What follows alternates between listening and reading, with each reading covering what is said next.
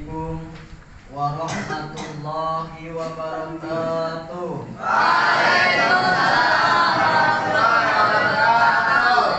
warahmatullahi wabarakatuh. Alhamdulillah wassalatu wassalamu ala Rasulillah wa ala alihi wa sahbihi wa mawala. Asyhadu an la ilaha illallah wa asyhadu anna Muhammadan abduhu wa rasuluhu la nabiyya ba'dah. Pertama-tama marilah kita panjatkan puja dan puji syukur atas kehadiran Allah Subhanahu wa taala yang telah memberi beribu-ribu nikmat, terutama nikmat iman, Islam, sampai kita bisa mengikuti acara ini yang insyaallah penuh barokah dan nikmatnya. Amin. Salawat serta salam senantiasa kita curahkan pada beliau seorang manusia yang pernah menahan rasa lapar 3 hari 3 malam untuk umatnya. Anjay. Beliau seorang manusia yang pernah gigi gerahanya tertembus sampai gigi geraham kanannya. Anjay ya. Itu buat umatnya. Beliau seorang manusia yang pernah dilempari batu, yang pernah dilempari kotoran di kota Taif, itu untuk umatnya. Beliau seorang manusia yang setiap malam selalu meneteskan air mata, berdoa kepada Allah semoga umatnya dikasih maaf, semoga umatnya dikasih pengampunan oleh Allah Subhanahu wa taala. Itu adalah nabi kita, Nabi Agung Nabi Muhammad sallallahu alaihi wasallam. Semoga kita diakui umat Kanjeng Nabi Muhammad sallallahu alaihi wasallam. Yang saya hormati, yang saya muliakan, Mulmaan Pondok Pesantren Al-Riyadhah, beliau Kiai Haji Khotimah Nasruddin, Kiai Haji Khotimah Duduk dan beserta keluarga. Yang saya hormati serta saya muliakan, beliau pengasuh Pondok Pesantren Al-Riyadhah, yaitu Muhammad Farid Nasruddin Jahid beserta keluarga. Yang saya hormati serta saya muliakan para pembimbing Al-Riyadhah, beliau Kiai Ahmad Haris Nasruddin Jahid beserta keluarga, beliau Kiai Muhammad Lutfi Nasruddin Jahid beserta keluarga, beliau Muhammad Dalin Ibni Ilman beserta keluarga. Dan para teman-teman sekalian yang saya tidak bisa sebutkan satu persatu, tapi tidak mengurangi rasa hormat saya dan takdim saya kepada kalian, karena kalian ada dicintai oleh Allah. Berdiri saya di sini untuk belajar berkitabah yang bertema bagaimana kita itu jangan sampai berseujud kepada Allah dan takdir yang diberikan oleh Allah Subhanahu wa taala. Masya Allah. Badanul bil haq, badanul bil qalbi khairat ya akhi. Maka bersungguh-sungguhlah engkau menyangka yang baik kepada makhluk Allah Subhanahu wa taala. Anak Umi Jalaluddin pernah berkata, andai saja engkau tahu Allah di balik takdir Allah yang diberikan kepada engkau, maka engkau tidak akan pernah berhenti untuk tersenyum. Makanya Allah tutup supaya engkau tahu dan ngerti, supaya engkau belajar ikhlas, supaya engkau tidak belajar tidak sujud kepada Allah. Coba kalau Allah tidak tutupi takdir yang diberikan oleh Allah kepada kita, kita tidak akan pernah berhenti tersenyum. Misalnya saya naik motor Dapi PC, dong, ya kan gitu. Kalau naik motor PC Dapi itu kuncinya itu susah, harus kalau dikunci tuh susah itu motor PC gitu. Ya saya kan lahiran tahun 90-an, jadi kurang ngerti kalau masalah motor PCX. Coba kalau pegang jahit langsung joger, selesai gitu. Ini yang bikin repot, ini segala motor pakai kunci remote, nggak pakai kunci begini. Nah itu yang bikin saya ribet. Nah kita naik motor di situ, lalu kita tabrakan naik motor joger, pala kita nggak ada, pala kita ketawa hehehe. Nah itu karena Allah menutup nikmat dari takdir itu yang ditakutkan kamu mati juga jadi gila. Udah mati ketawa kan gila. Itu bukan lucu gitu. Kalau udah meninggal ya udah jangan ketawa.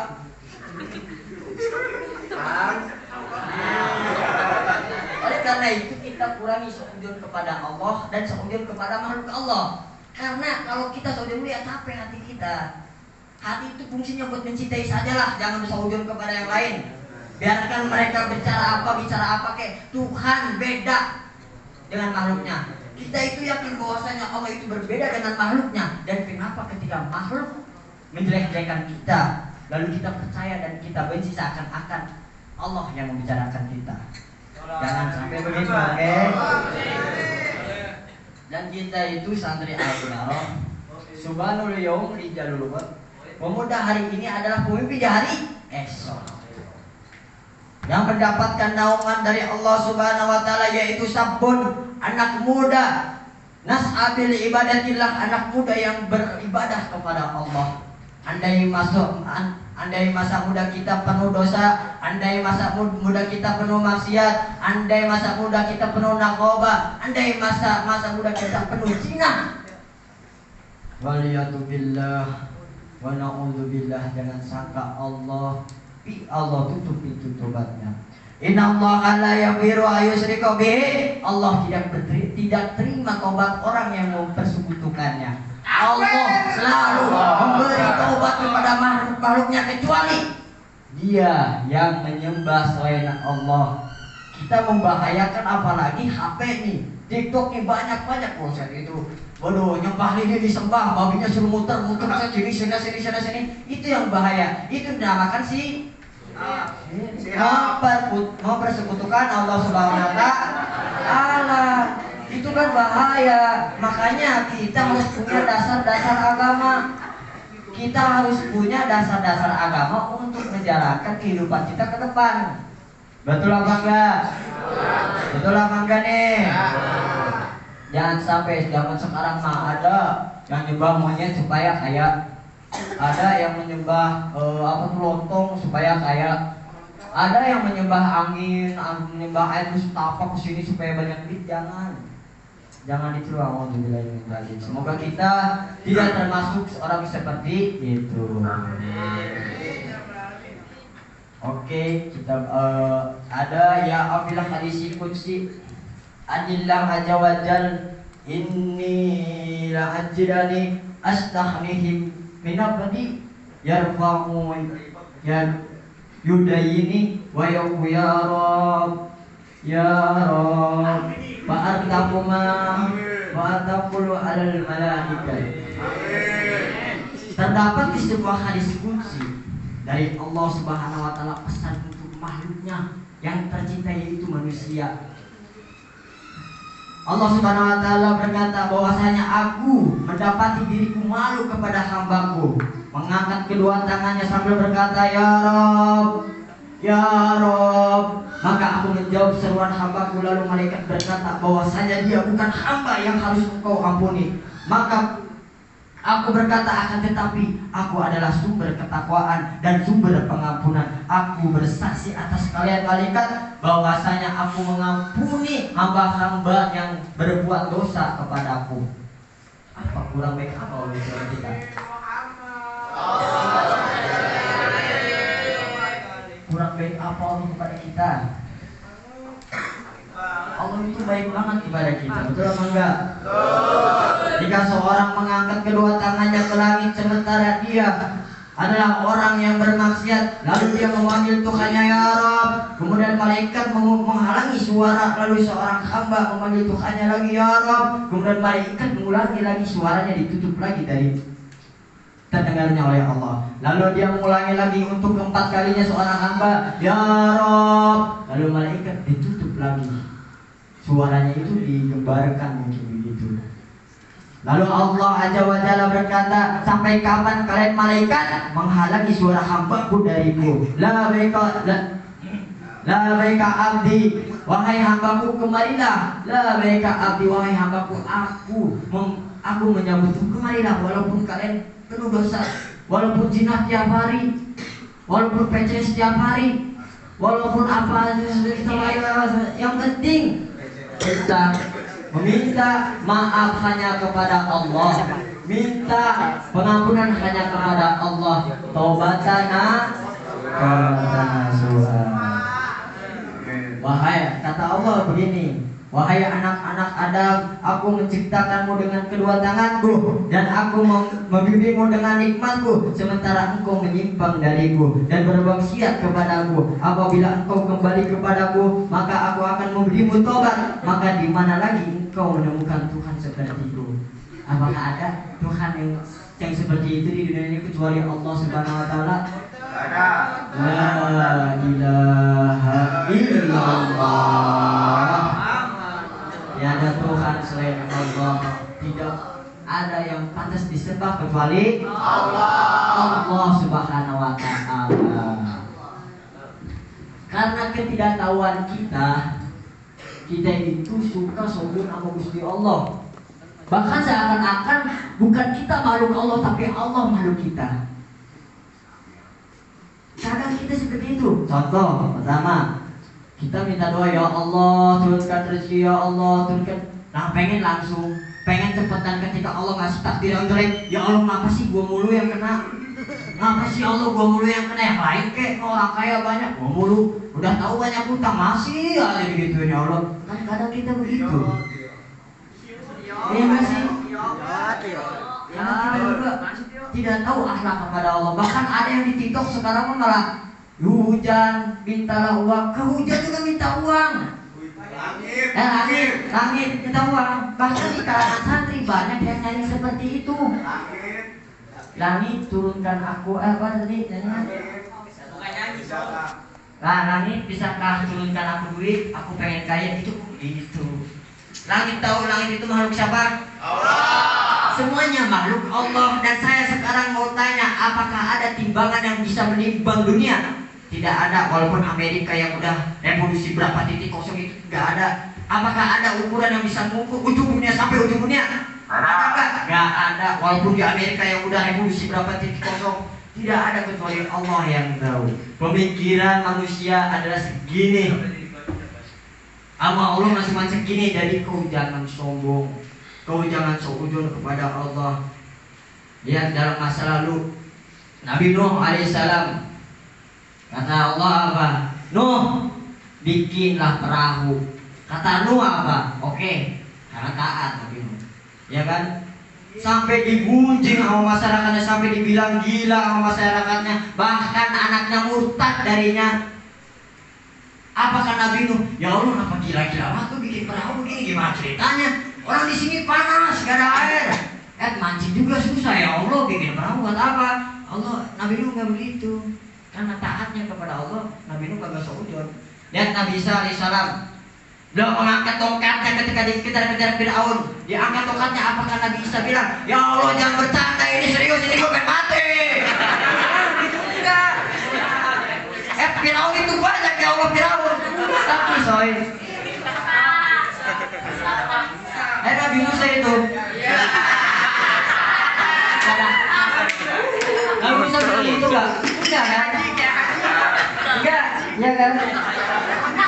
Fir'aun sudah membawa pasukannya, Fir'aun sudah membuat ombaknya, Fir'aun supaya bawa pedangnya, Fir'aun sudah bawa bala tentaranya sekian banyak.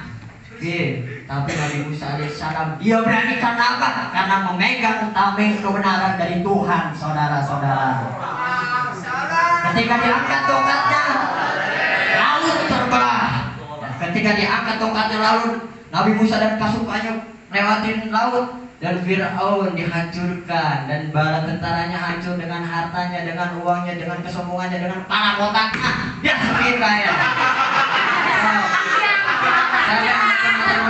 Allah, nggak ada yang berani macam-macam Gusti Allah, jangan reseda. Dan lagi Nabi Ibrahim alaihissalam, Nabi Ibrahim, ya Ibrahim, sembelihlah Ismail anakmu. Apakah Nabi Ibrahim bilang, ya Allah, buset, tahu gue bijak-bijak nih lama ya Allah. Baru tuh udah punya anak satu-satunya ya Allah. Masa dipingin takut suruh disembelih lagi? Kenapa gak bilang Nabi Ibrahim begitu? Gak ngomongnya enggak. Dengan ketaatannya Nabi Ibrahim langsung menyembelih Ismail. Betul apa enggak? Sekarang ada yang mau punya anak satu-satunya disembelih. Ada yang mau nggak? Kecuali iman yang kuat, iman yang sejahtera, iman yang percaya kepada Allah Subhanahu wa Ta'ala. Apakah nabi-nabi yang saya ceritakan tadi tahu kedepannya seperti apa? Enggak tahu. Turun banjir, Nabi Nuh selamat. Dibilang lautan terbelah, Nabi Musa nggak tahu ketika tongkat yang itu laut terbelah, nggak tahu karena ketatannya nurut. Nabi Ibrahim apakah tahu akan diganti jadi domba? Nggak tahu. Cuman ketaatannya tidak pernah bersujud kepada Allah, jadi sembelih. Jangan anak boy bersat itu kali. Itu boy. Oleh karena itu kita kuatkan iman kita. Kita kuatkan prinsip kepada Allah. Kita kuatkan argumen-argumen kepada Allah. Jangan sampai kita mengkerak. Belajar filsafat baru belajar filsafat nih. Bang Davi kan filsafat ya. Allah ada nggak? Allah ada nggak? Nggak ada. Karena tidak masuk logika. Nggak ada Allah. Nah itu jangan sampai begitu. Belajar baru sedikit. Udah menyalahkan, wah itu bahaya. Gila gak sih? Kita ngaji Aqidatul Awam dijelaskan bahwasanya figuri nafsina wa tarku. Allah berhak melakukan apa saja dan Allah berhak meninggalkan apa? Itu adalah kunci kekuatan iman kita terhadap Allah. Ketika Allah mengambil tangan kita, ya udah hak Allah kok. Sekarang saya pengen nanya, kita itu punya apa sih? Kita gak punya apa-apa. Jasad punya Allah, tangan kaki punya Allah, mata punya Allah, kepala punya Allah. Allah memberikan tangan untuk melambai, Allah memberikan kaki untuk melangkah, Allah memberikan mata untuk melihat, Allah memberikan mulut untuk bicara.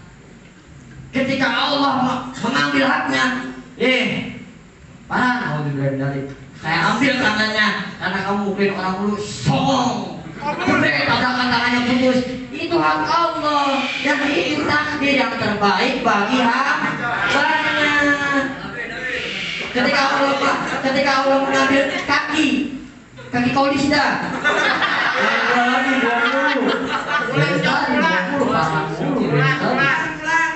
Nah, sebulan kaki sipulan diambil. Misalnya ketabrak kereta, tabrak palanya yang putus kakinya.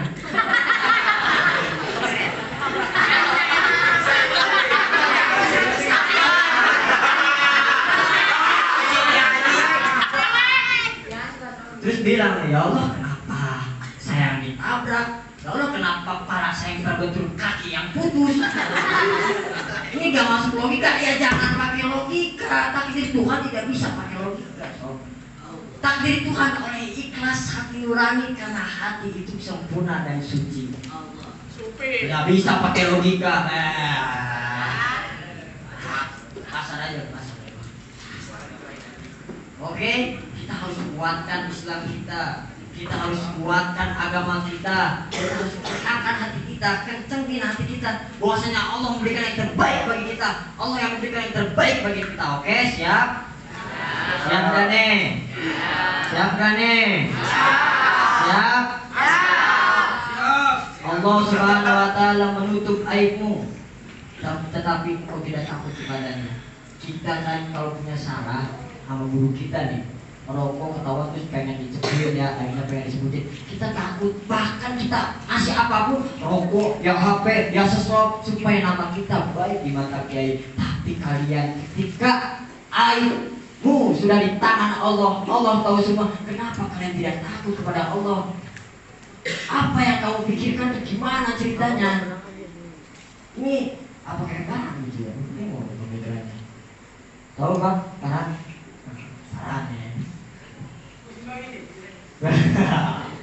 Itulah kita takut kepada orang, kita takut orang membicarakan kita takut orang menjelek-jelekan kita, tapi kita tidak takut yang memegang aib kita keseluruhannya.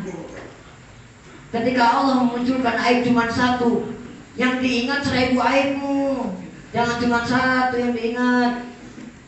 Misalnya nih ada si Fulan, dibuka sama aibnya, suka maling nih. Lalu dia bilang, ya Allah kenapa saya lagi ya Allah, karena gua lapar ini, makanya gua maling.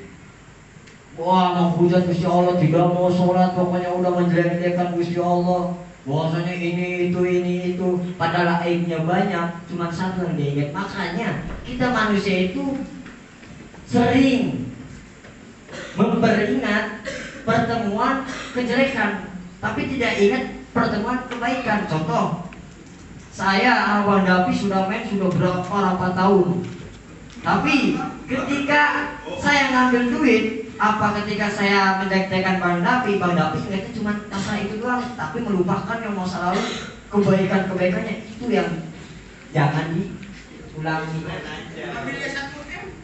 Nah, kalau ngambilnya 1 M baru jangan panggung aja. Lama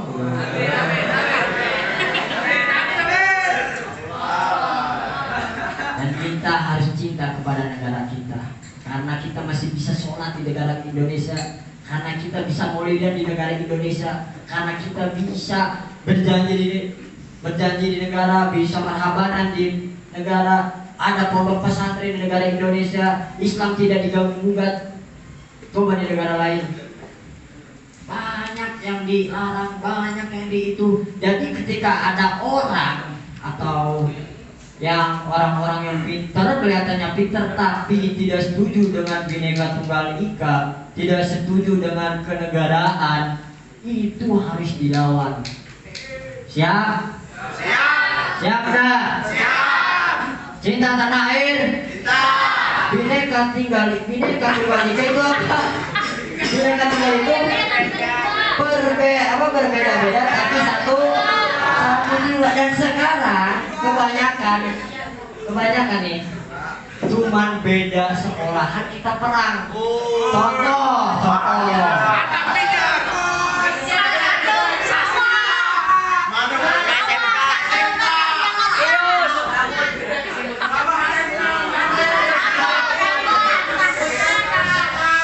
Contoh kita sama Winder cuman beda sekolah, dia perang, berarti dia SD juga tidak belajar Bhinneka Tunggal Ika, sedangkan kita belajar Bhinneka Tunggal Ika itu dari SD. Betul apa enggak? Bahkan di kamus buku apa sampul buku udah Pancasila bawahnya Bhinneka Tunggal Ika. Matanya kemana? Cuman berbeda sekolah kita perang, aduh bencinya itu bagaimana ceritanya? Harusnya jangan naik itu sekolah, belajar dulu tentang Bhinneka. Makanya dikentengin oleh NU juga menjelaskan bahwasanya ukhuwah diniyah, persaudaraan antara manusia. Ukhuwah Islamiyah, persaudaraan sesama manusia, semuanya adalah bersaudara, saling menghormati, saling menyayangi. Jangan mentang-mentang pakai baju Viking orang Sunda gelo. Itu kita saling menghormati bos gitu. Ada orang Jawa kowe, jangan, kita semua hormati, mencintai gitu. Orang Sunda mempunyai ciri khas, ilmunya itu welas asih, dan orang Jawa itu akhlakul karimah, mempunyai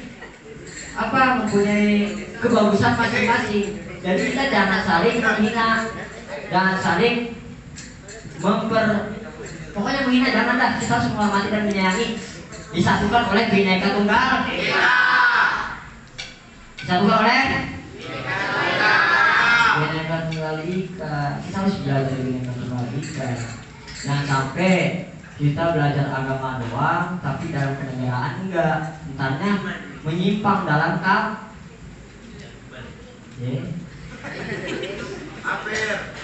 kafir, nggak boleh kafir. Ntar negara kita dirubah menjadi khalifah. Sedangkan Qasim Asy'ari pernah berkata apa? Hubul waton minal iman, cinta tanah air sebagian dari iman. Bahwasanya kalau ada tanah sejengkal ingin dijajah, kita wajib untuk perang, dan itu jihad. Misalnya nih, ada orang baru masuk yang berjenggot jidat 2. Oh, titik 2 ya kan? Titik 2 nih. Terus datang ke Indonesia.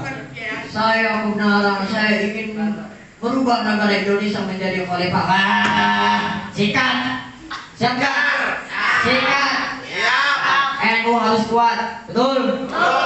NU harus kuat. Harus bantu negara. Oke? Oke nggak?